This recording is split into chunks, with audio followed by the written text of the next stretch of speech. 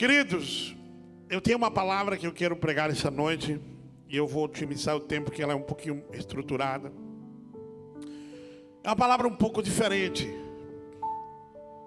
É uma palavra de apelo a um certo nível de maturidade. Por isso que eu penso que você tenha paciência. Não vai ser aquela palavra que eu gosto de dar. Em domingo eu gosto de dar aquela palavra de injetar fé. Porque eu gosto de fé. Eu gosto de milagre. Eu gosto de batismo com o Espírito Santo. Ah, como eu amo esses negócios, né? Eu amo o culto pentecostal. Gente correndo, gente caindo, gente rodopiando. Oh, coisa linda. Ah, profecia para tudo que é lado. Jesus. E uns que reclamam de algumas profecias não se cumprem, mas aqui é bom, é bom. Se cumpre com você incrédulo, não acredito. Mas que eu gosto, eu gosto. Então, eu vou falar assim: essa igreja de menino, mas então glória a Deus, porque é menino mesmo que vai para o céu. Se é de menino, eu nunca quero ser maduro. O que eu gosto é disso. Amém? E não abra mão. Quem não gostar, amém, querido. Eu te amo, vou te amar sempre. Mas tem um monte de igreja que não gosta. Aqui nós gostamos. Amém? Diga, sim, nós gostamos dele fogo aqui. Esse metacladista aqui que é meio bautista. Ou autista, sei lá o que ele é. Queima, Senhor. Queima esse crente. Abra sua Bíblia em Atos capítulo 5, verso 12. Mas como eu estava dizendo a vocês, hoje eu preciso de um tempo de estruturar uma palavra. Então não vai ter aquela palavra fogaréu, né? Fuego.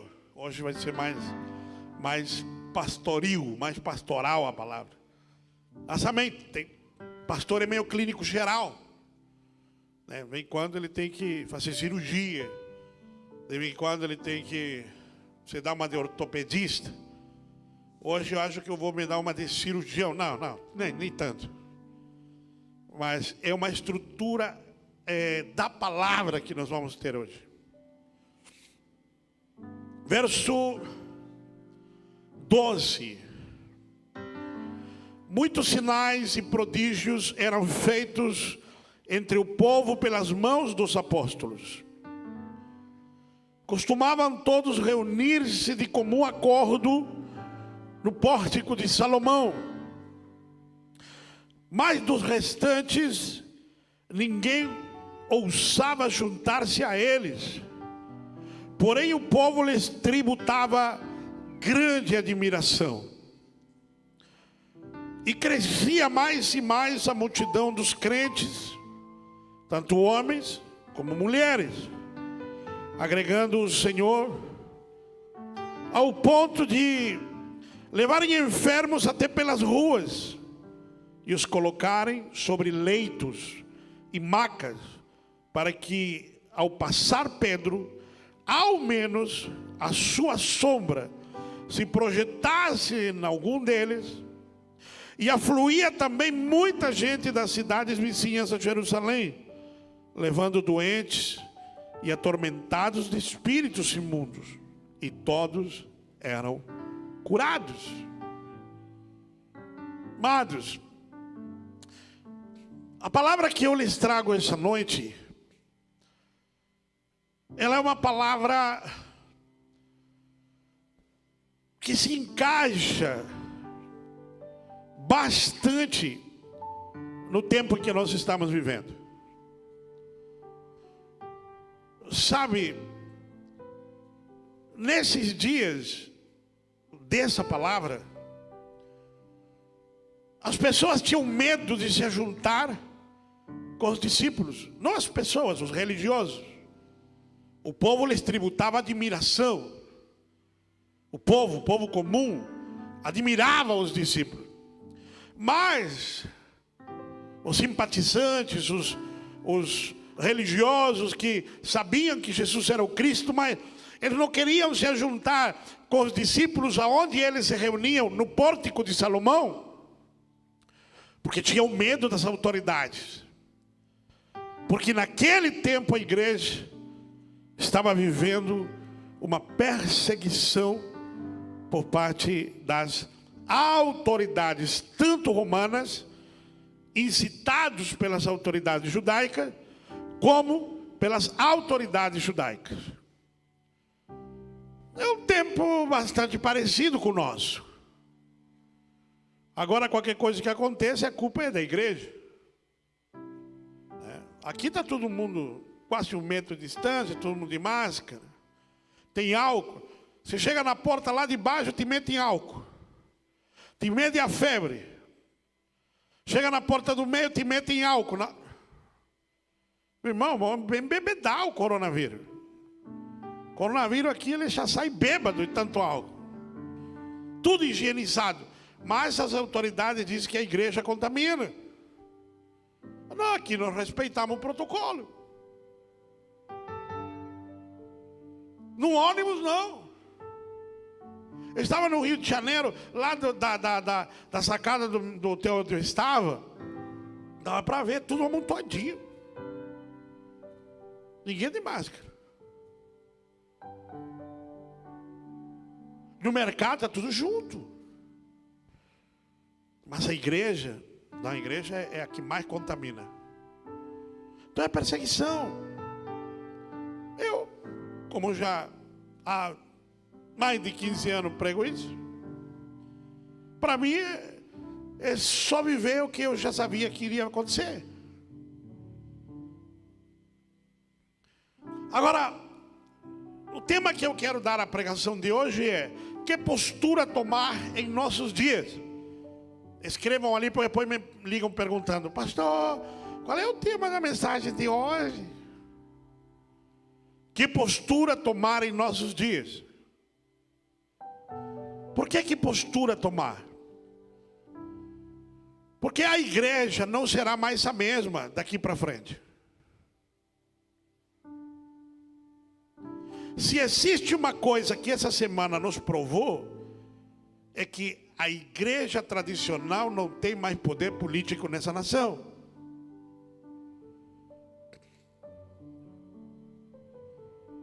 Eu duvido, e tenho dúvida das minhas dúvidas, se há uns 15 anos passados, 20 anos passados, teria acontecido isso na nação. Não teria, porque a igreja teria pressionado tanto católica quanto protestante.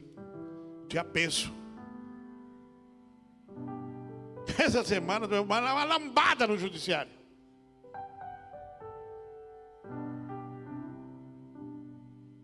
Não sei quanto que deu a conta final lá. Deu quanto? Quem sabe?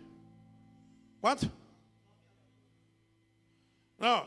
Isso está pior do que a Copa do Mundo.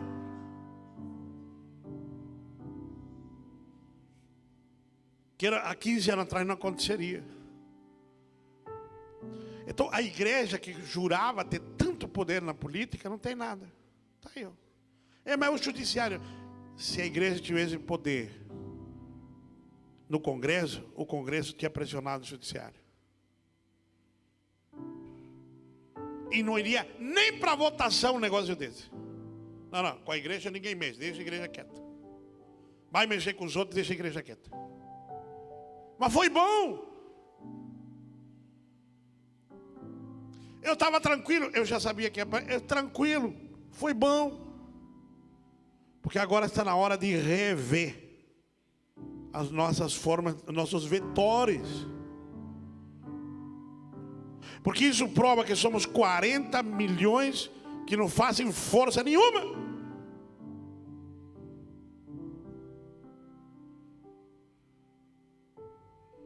Cadê a força?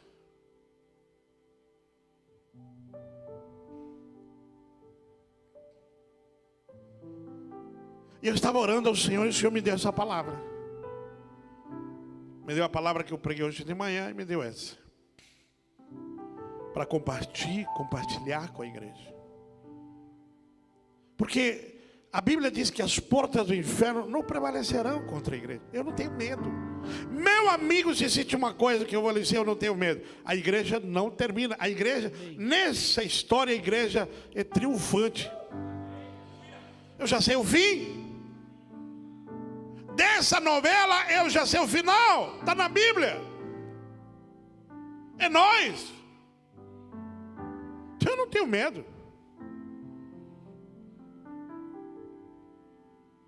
E quer ver, a igreja funciona melhor pressionada. A igreja é que nem omelete, quanto mais apanha, melhor anda. Oh, dá na hora de levar umas bordoadas. Eu não me escandalizo. Mas eu tenho entendimento. Igrejas que estabeleceram sua força em cima de nomes e história, está aí. Nenhuma história, pessoa passaram por cima das histórias como bem quiseram, né? Quero ver os que batiam no peito. Ah, tem história. Cadê tua história, irmão? Tua história está ali, acabou, não tem mais história. Mandaram todo mundo para casa. E fique quieto. É o que eu li. Os meus olhos leram isso. Quero ver agora essa tringeirada. Ai, porque nós temos história. Cadê a história, irmão? Essa semana a história não valeu para nada. Não pensou nada.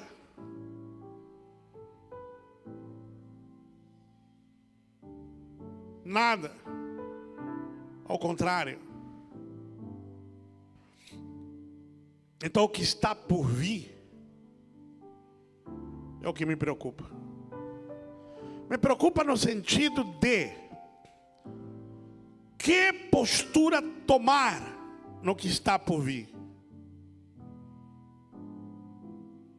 Que atitude adoptar no que está por vir. Como ser igreja no que está por vir. Porque que vai mudar, vai mudar. Não sabemos. Não sabemos o que vai acontecer nos próximos anos. Eu estava vindo de Livramento, escutando rádio.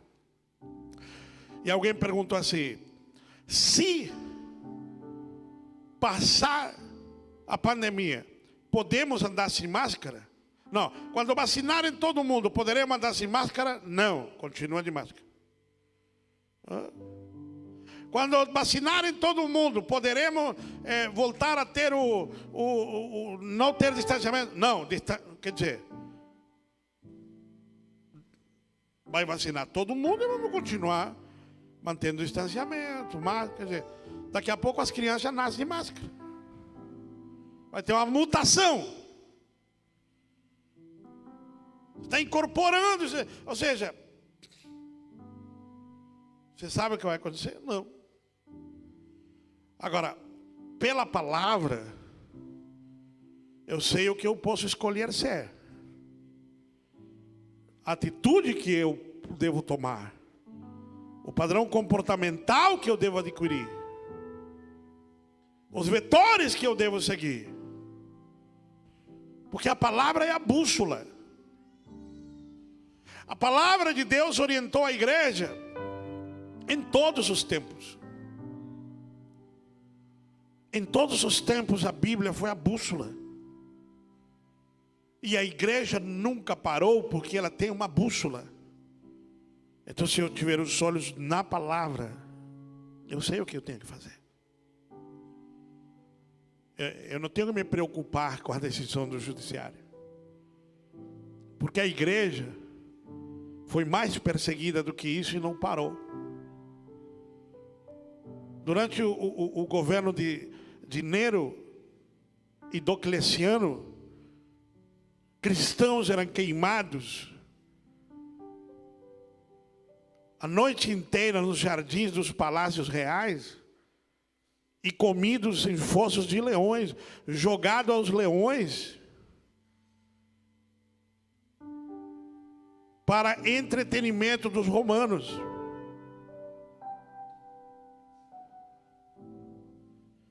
E você sabe o que aconteceu? A igreja não parou de se multiplicar. Eu vou lhe recomendar um livro. Leia um livro chamado As Catacumbas de Roma. Nesse livro você vai ler a história dos seus irmãos, onde eles cultuavam durante os períodos de Nero e Diocleciano. Como era a vida da igreja. A igreja se reunia em cemitérios. Sabe o que aconteceu? Ela cresceu tanto,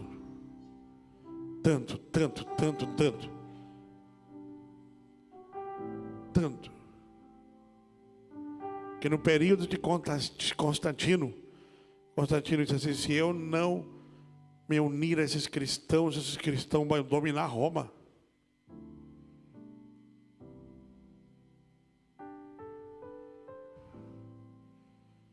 Se eu não me unir aos cristãos, os cristãos vão dominar Roma. Porque mata e eles se multiplicam.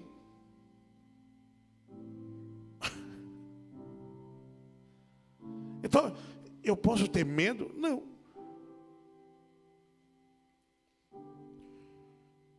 Hitler não conseguiu acabar com os judeus nem com as Bíblias.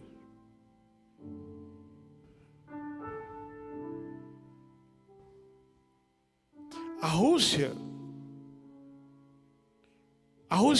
tentou. Leia o livro Torturados por Amor a Cristo. Leia e você vai entender o que é uma igreja em perseguição. Tem uma história nesse livro que chega a fazer os tutanos de um crente arder em fogo. Esse livro conta a história de um grupo de irmãos que foi colocado no gelo. E os soldados falavam assim: nega Jesus e nós te tiramos daí. E eram 4 irmãos. E teve um irmão que não aguentou. E aí os soldados começaram, menos um.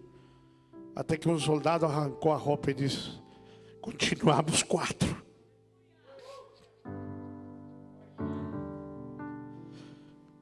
Continuamos 4. E esse livro conta que aquilo mexeu com os soldados. Vai fazer jogo psicológico com quem criou a mente do ser humano. Vai. Eles não entenderam, não conseguiam compreender como. Que nível é isso que alguém decide largar o estado, o calor, a farda, para morrer congelado por um Deus que não vê? Como pode Jesus ser maior que o Estado? Pois o Estado comunista caiu. O Kremlin, onde era o centro de operações táticas do exército russo, eu tive o privilégio de ofertar para que se tornasse a maior escola de treinamento teológico de pastores para a Rússia. Eu tive o prazer de ofertar para a compra desse lugar. Um dia eu lhe conto sobre essa oferta.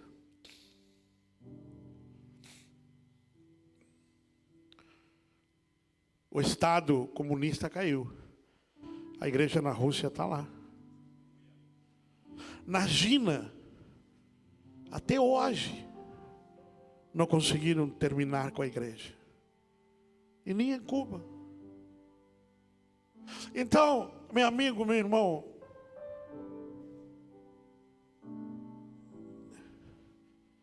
a igreja jamais morrerá.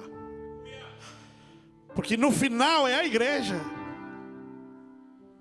É a igreja que verá seu noivo vir e pelejar por ela.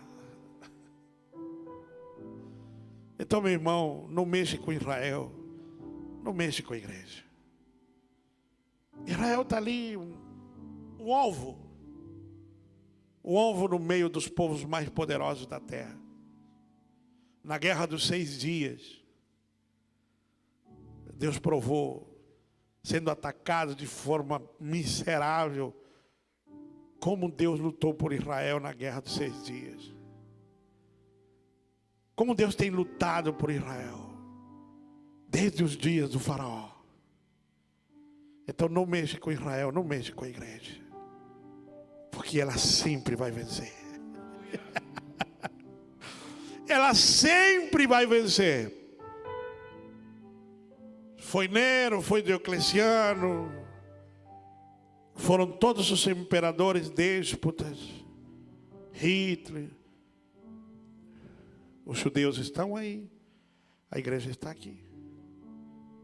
Você está me entendendo, sim ou não?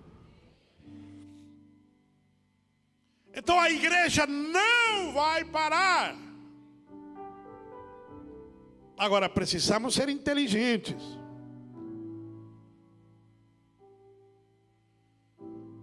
Precisamos ser sábios. Precisamos ser movidos por uma revelação celestial. Porque talvez nem sempre possamos congregar como agora. Eu não sei. Mas nós temos que ter estratégias para ser igreja. E é sobre isso que eu quero falar. Igreja não é o templo. Igreja é você. E juntos somos um corpo. E nós temos que estar prontos para sermos igreja em qualquer tempo. Pastor, o senhor acha que pode chegar nos proibidos? Não sei. Eu não sei de nada. Eu só sei que eu tenho que estar preparado para tudo. Quem preparado está, corre na frente.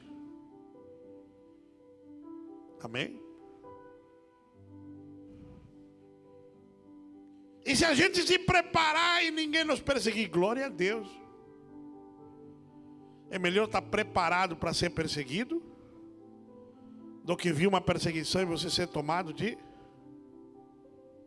Se amanhã vem proibido nós de entrar, beleza, nós vamos descobrir como congregar.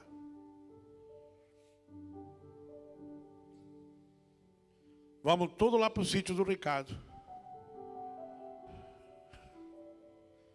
Ou da metade para cá vão para o do Ricardo, da metade para lá vão para o sítio alemão, e aí vão indo. Ou para as montanhas. Em algum lugar nós vamos cultuar. Vamos lá.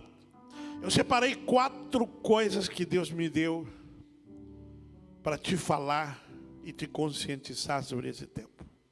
Número 1.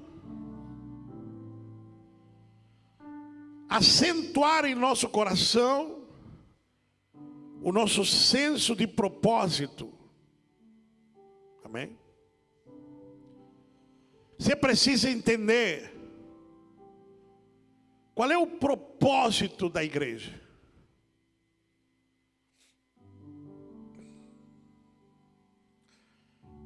Qual é o propósito de eu ir ao culto? Eu preciso saber disso, pastores. Porque se eu estiver com meu senso de propósito distorcido, em um momento de eventual perseguição, eu vou me perder. Eu vou me perder.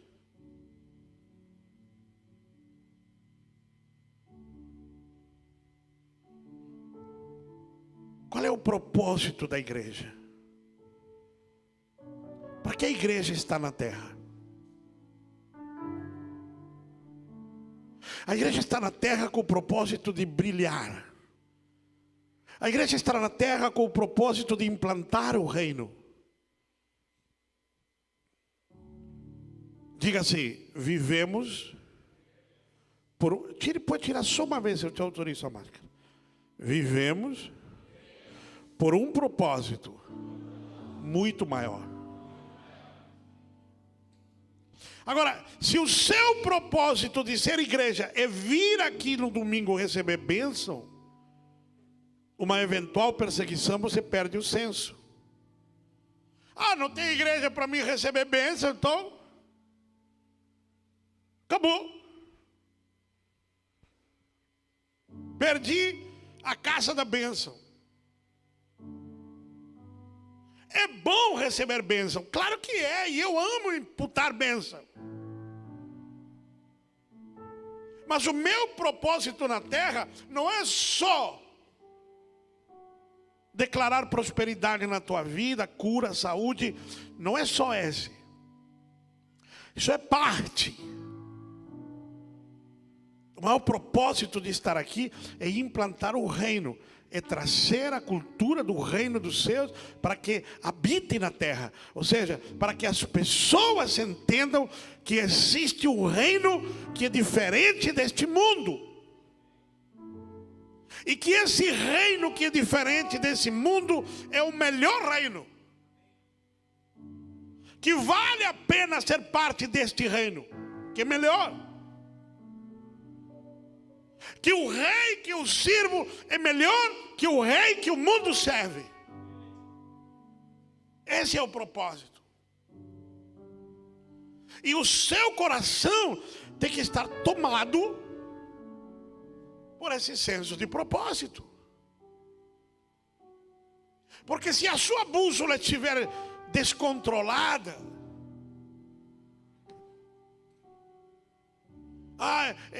se não tiver igreja aberta domingo me perco. Eu não gosto de grupo menor, porque grupo de menor é muito menor. Querido, não se trata da tua zona de conforto. Entenda. Diga assim de novo, eu te autorizo. Tira mais.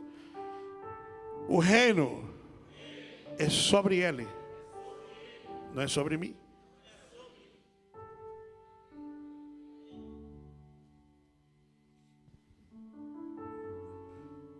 É claro que eu tenho preferências. Eu tenho um monte de gostos. Eu tenho um monte de ideias. Mas as coisas não se tratam das minhas ideias, dos meus gostos. Se tratam dos gostos de Deus, das ideias de Deus e do propósito de Deus.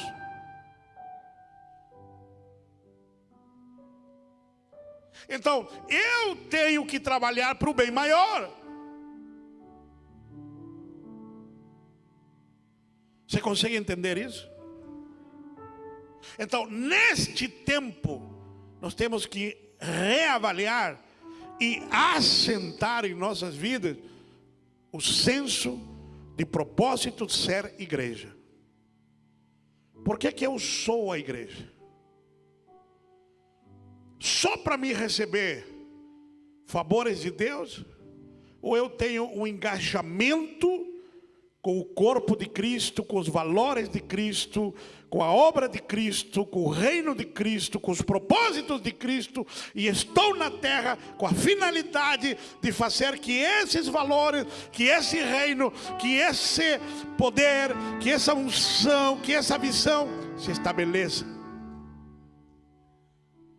Então, eu trabalho para que essa visão se fortaleça.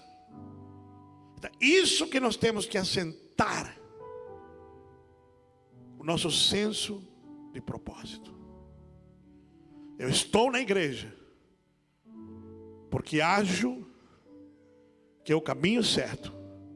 Sigo a Jesus porque creio que é meu Salvador. E trabalho para Ele porque acredito que o seu propósito é o verdadeiro propósito.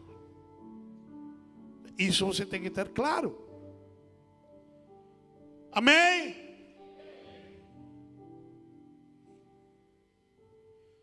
Eu vou fazer conta que foi a máscara. Amém? Amém.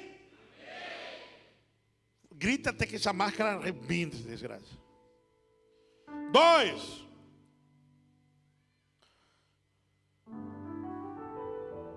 É entender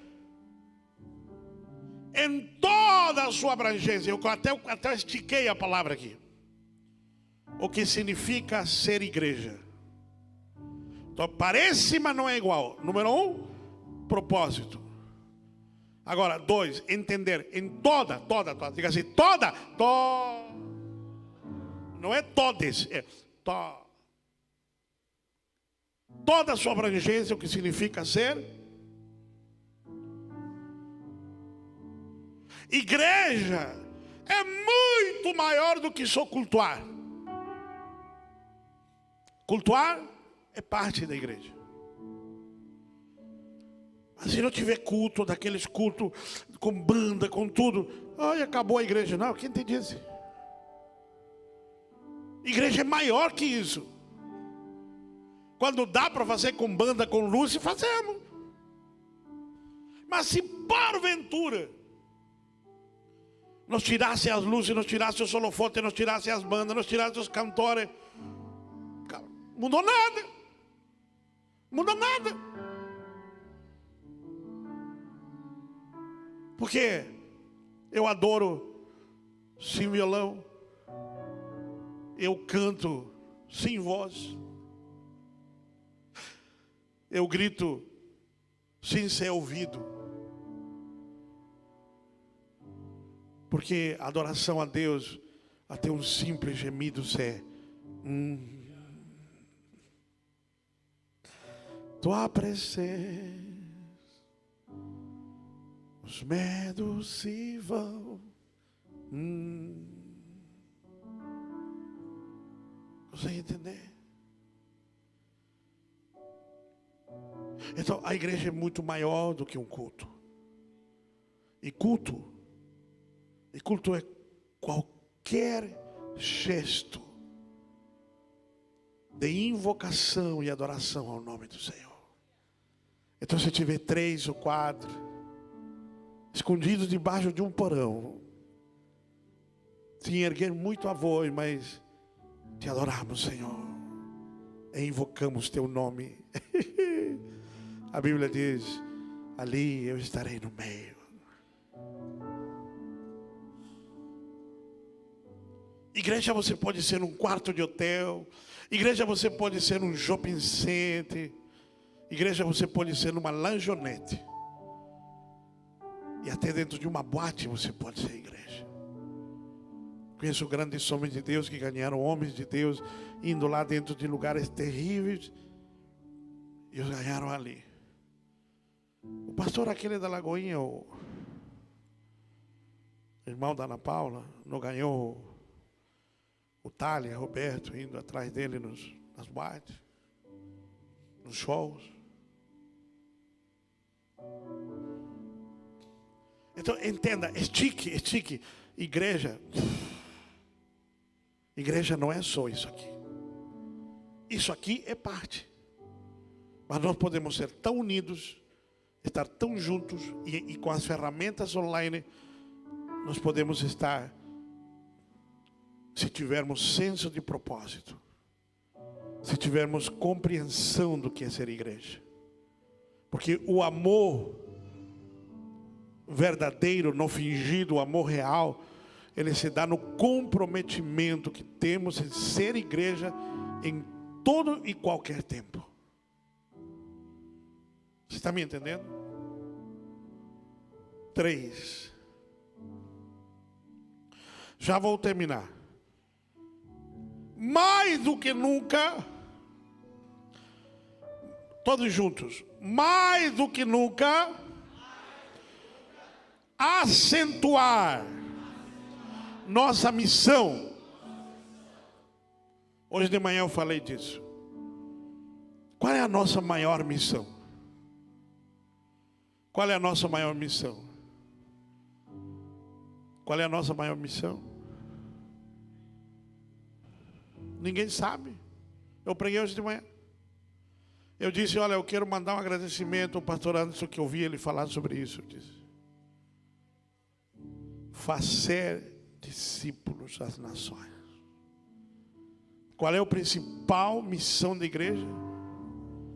Discipular.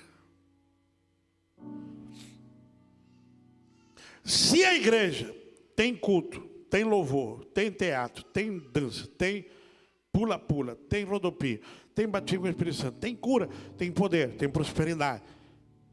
Mas não faz discípulo, não tem nada.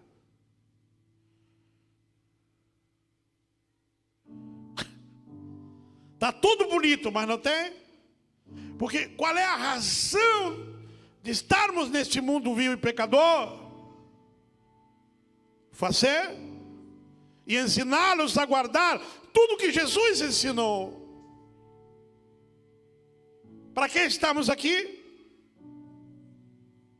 Então não podemos perder de vista a nossa missão. Ainda que todo mundo, e continuaremos fazendo, você tem a obrigação de discipular alguém. Crer que alguém pode ser discipulado por você. A sua vida está aqui neste mundo para discipular pessoas. Alguém vai te discipular porque é mais maduro que você.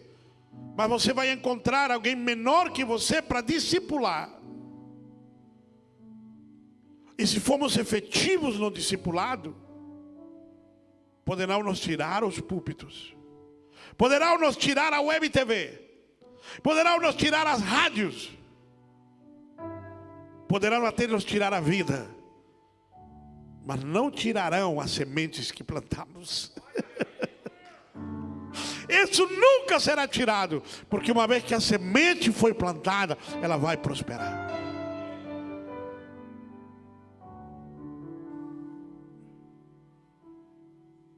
Trabalhar.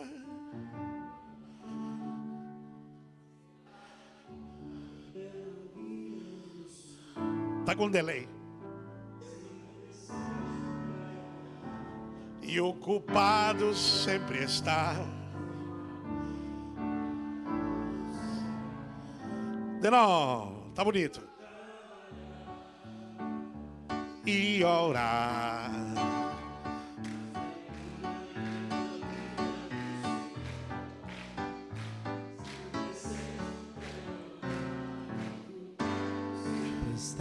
Se na vinha do Senhor. Aleluia. E quarto e último.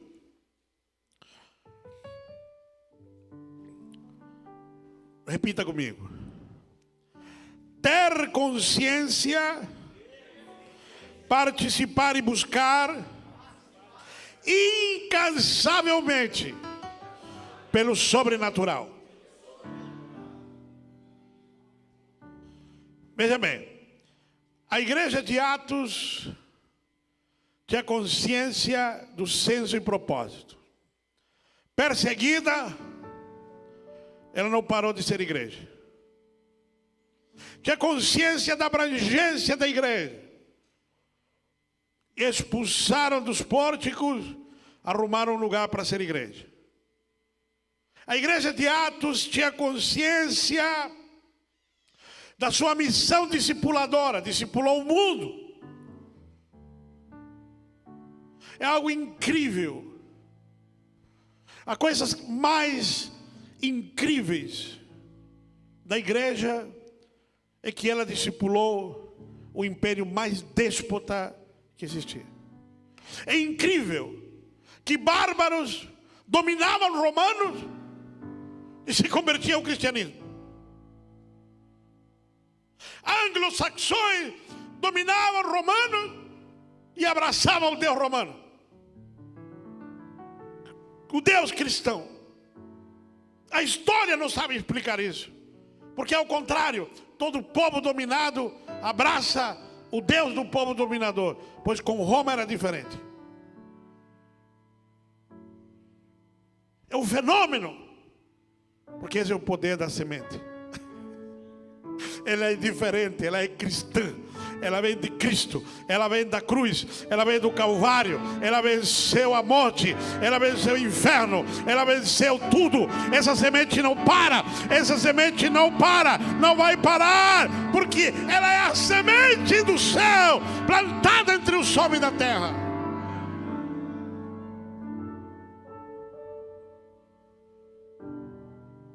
Os caras se convertiam porque não resistiam ao Deus que havia ali. Porque aquele Deus não era romano. Aquele Deus era um Deus universal, um Deus que amava os homens. Porque quando a mensagem chegava, não era uma mensagem de guerra, era uma mensagem de amor, era uma mensagem de esperança. Então os povos, eles se convertiam a Jesus de Nazaré. Jesus de Nazaré, ele não precisou impor a sua mensagem. Ele simplesmente assoprou ao vento e a confiou ao poder do Ruach Codes, ao poder do Espírito Santo. Então, meu irmão, você e eu precisamos retomar a principal razão de sermos igreja. Precisamos salvar vidas. Precisamos trabalhar e falar aos nossos parentes, irmãos e amigos de que os dias são maus, que Jesus está voltando, que as coisas vão mudar e que as pessoas precisam de Jesus. Porque se não tomarem Jesus, não tiverem Jesus, podem ser tomados de surpresa e as suas vidas ceifadas e acordarem no inferno. Isso é sério.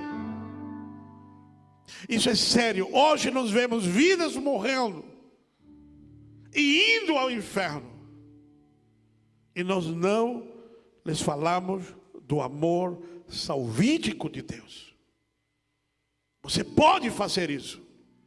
Você deve fazer isso.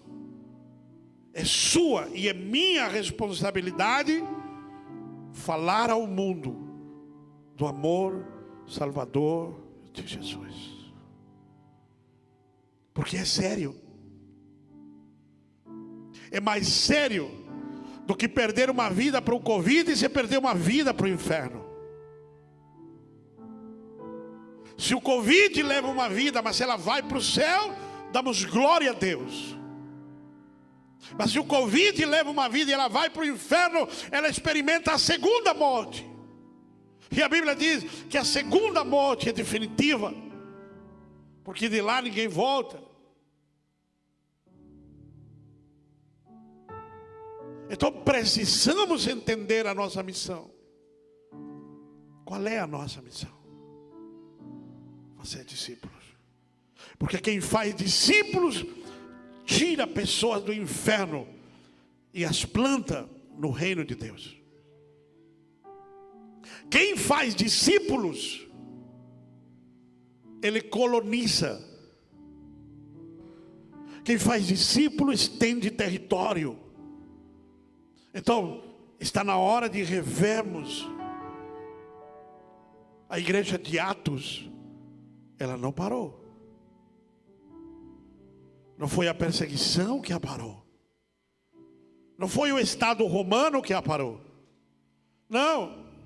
Porque o Estado romano teve que se converter a ela.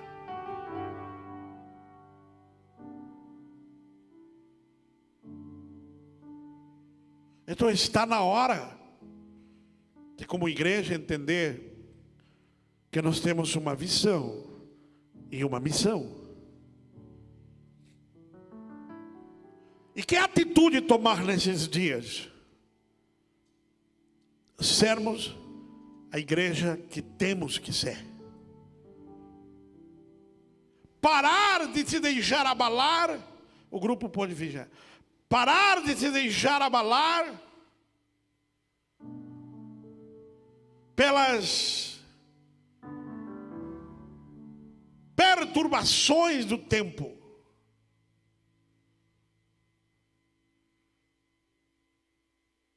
E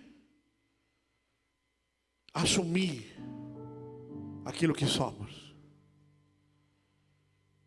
Tire os olhos do sistema. O sistema está fazendo o que tem que fazer. É para isso que eles estão ali. Você comprometa-se em fazer o que tem que fazer. Para isso está aqui. Eu tenho que me comprometer a fazer o que eu tenho que fazer: discipular. O que temos que fazer, igreja? Discipular. Cuidar pessoas. Trazer pessoas para Cristo, guardá-las, incluí-las no corpo de Cristo, protegê-las, treiná-las, equipá-las, enviá-las. Porque essa é a missão. Então o Ministério Manancial de Vida, ele não está agarrado a nenhuma outra coisa, a não ser a esses 4 valores. Não é a placa que nos sustenta,